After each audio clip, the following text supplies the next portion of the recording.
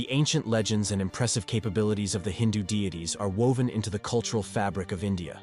Yet, just south of the Indian subcontinent, lies the breathtaking island nation of Sri Lanka, a land celebrated for its stunning landscapes, rich culture, and numerous UNESCO World Heritage Sites.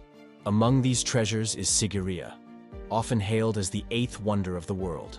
Sigiriya is an ancient city perched atop a towering monolithic rock, rising 650 feet above the town of Dambulla in Sri Lanka's Matale district. This site has captivated thousands of visitors daily since it became a UNESCO Heritage Site in 1982. Many believe the rock's flat summit, appearing almost as if it were sliced with precision, looks unnatural.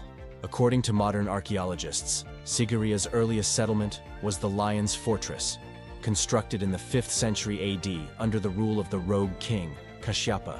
However, local lore tells a different tale, one that predates Kashyapa by thousands of years. The ancient Hindu god Ravana, a member of the Asura race, is believed to have built Sigiriya.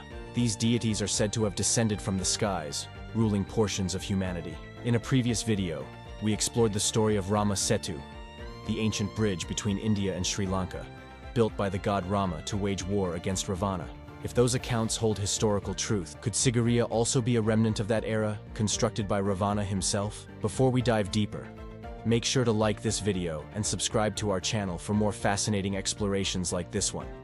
The surrounding area of Sigiriya shows evidence of human habitation dating back to the Mesolithic period, approximately 5,000 years ago. Rock shelters and caves in the vicinity were used by Buddhist monks in the centuries before the Common Era. Despite this, conventional archaeologists maintain that the site's primary use began during King Kashyapa's reign in the late 5th century. Kashyapa, who ruled Sri Lanka from 473 to 495 CE, seized the throne by orchestrating his father's assassination and ousting his brother. Fearing retribution, Kashyapa relocated to Sigiriya, where he built an impenetrable fortress atop the monolithic rock. Despite his efforts, Kashyapa's army was eventually defeated, leading him to commit suicide rather than face capture. After his death, his brother Moggallana granted the site to Buddhist monks, transforming it into a monastery until the 14th century. Sigiriya was abandoned in the 15th century and remained uninhabited until Major Jonathan Forbes of the British Army stumbled upon it during a horseback ride. Western archaeological teams later conducted small excavations, uncovering advanced engineering marvels that left them astounded. Sigiriya boasts one of the best preserved examples of ancient urban planning, with a layout incorporating both symmetrical and asymmetrical aspects designed to complement the natural surroundings. The site's numerous structures, thought to be citadels, palaces, houses, and gardens, feature advanced engineering capabilities.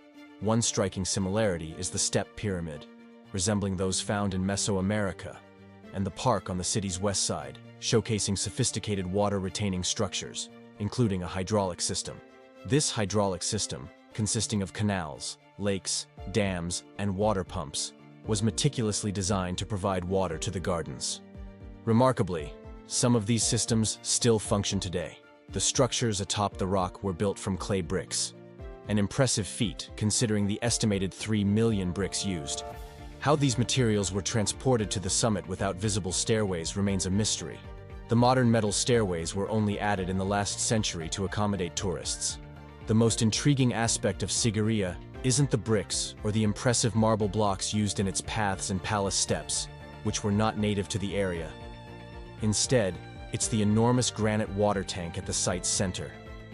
This tank, measuring 90 feet long, 68 feet wide, and nearly 7 feet deep, appears to be carved directly into the tough granite rock. Over 3,500 tons of granite would have needed removal to create this tank, a task seemingly impossible with primitive tools. If ancient builders did indeed carve out this tank, it suggests they possessed advanced technology, perhaps manipulating the rock with sound frequencies to soften it. The tank's perpetual water supply, even during dry seasons, further adds to the site's engineering marvels. Water collects through percolation and is managed by an underground drainage system to prevent overflow during the monsoon season. Sigiriya's many unanswered questions, from the mysterious scoop marks on the granite to the large quantities of building materials, hint at a much older origin than traditionally believed. Could Sigiriya be remnants of a pre-Diluvian civilization that faced a catastrophic flood? The lack of ancient stairways leading to the top has led some researchers to propose that the ancient builders might have had anti-gravity technology or flying vehicles. Local legends also support this theory, suggesting Sigiriya was created by deities who descended from the skies, modeling it after the abode of Kuvera, the god of wealth. These legends tie Sigiriya to Ravana, an ancient god-king, whose swimming pool is said to be the enormous granite tank. According to texts, Ravana's ancestors came from the sky, and he belonged to the Asura race, powerful demigods who interacted with humans. Throughout Hindu mythology, references to Vimanas, the flying vehicles of the gods, abound. Could these Vimanas have been used to construct Sigiriya? Some sources describe Ravana and the Asuras as hybrid beings, sometimes depicted as reptilian. The city's entrance features 3 clawed feet, possibly representing a reptilian creature. Ravana, often described as a 10-foot-tall shapeshifter, had features suggesting a hybrid origin. Ancient texts such as the Ramakien describe Ravana with green, lizard-like skin. Even today, certain reptiles are named after Ravana. Tamil and Sinhala texts speak of the Naga, the original inhabitants of Sri Lanka, described as reptilian hybrids forced to live underground. These stories, though mythical, might hold historical truths about Sri Lanka and Sigiriya. What do you think about Sigiriya? Was it built by primitive humans with basic tools? Or is there more to this story? Could it be the work of an advanced civilization with unknown technology? Let us know your thoughts in the comments below, and tell us what other mysteries you'd like us to explore in future videos. Don't forget to like this video, subscribe to our channel, and hit the notification bell to stay updated on our latest content.